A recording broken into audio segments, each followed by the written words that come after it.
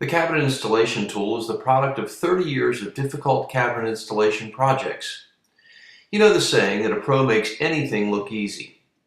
Well, as you can see from the photos of just some of my past projects, all cabinet installations are different, and each site poses installation variables that can cause even the most seasoned professional to scratch his or her head.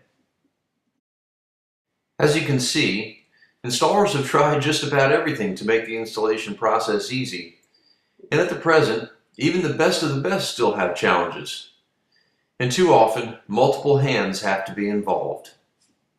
And like anything else, if you don't get it right, there could be trouble in paradise. For the homeowner who is always up for a challenge, but is installing cabinets for the first time, all the how-to videos and instructions go out the window because your installation is not exactly like the installation in the instructions. Come on, let me show you a 2-minute demonstration of our tool. Okay, so we're ready to go ahead and put the first wall cabinet up on the rail system, and needless to say, yours truly is going to do that by himself because that's what this is supposed to do.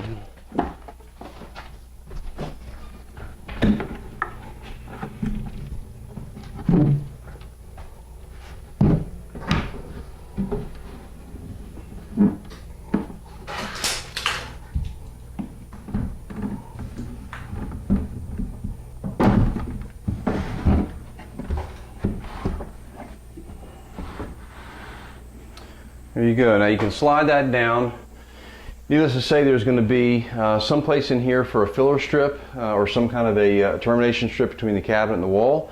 But the nice thing about it is you don't have to set this perfectly and be concerned whether or not you're either going to have the run centered or whether or not you're going to have a larger space here than down there or enough space at all. So the beauty is we set this first cabinet up here. Now I can go ahead and get the other cabinet and set that up there, get it clamped in place, and we'll be ready to go. All right, another thing that makes this system pretty important, pretty fun to use, is getting the holes marked for where you're fastening your cabinets to the wall. 9 times out of 10 anymore, they don't install hanging rails like we have in this project here.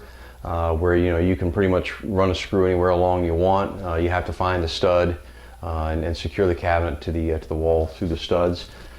So a lot of times, because you have the 1/4-inch overhang on the face frame, it makes measuring the holes for the back of the cabinet difficult.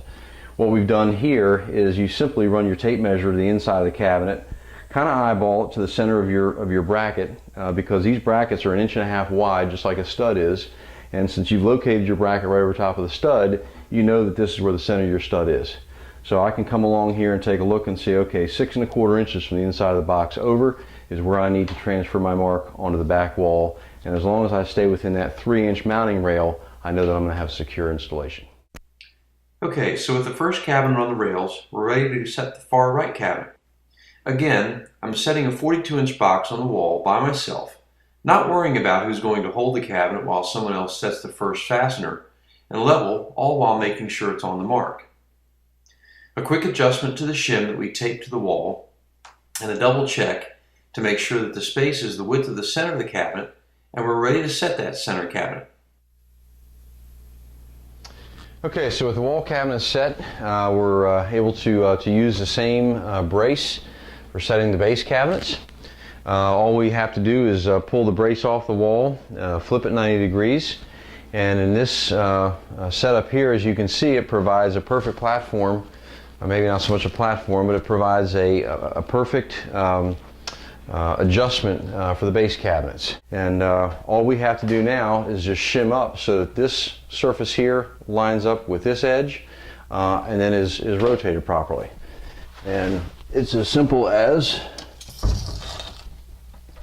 shimming it up to the back, shimming it up to the front. Pick this side up.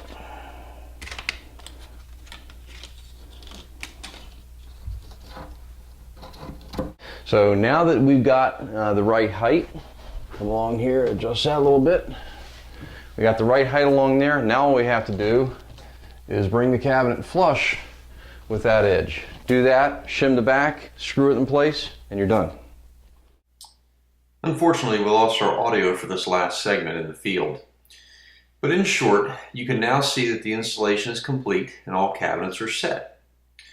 When the countertop folks come in, they will find base cabinets that are perfectly aligned and dead level, making their job a snap. The space for the dishwasher is exactly right. The elevations of the cabinets on either side of the opening are exactly right. And folks, we're finished.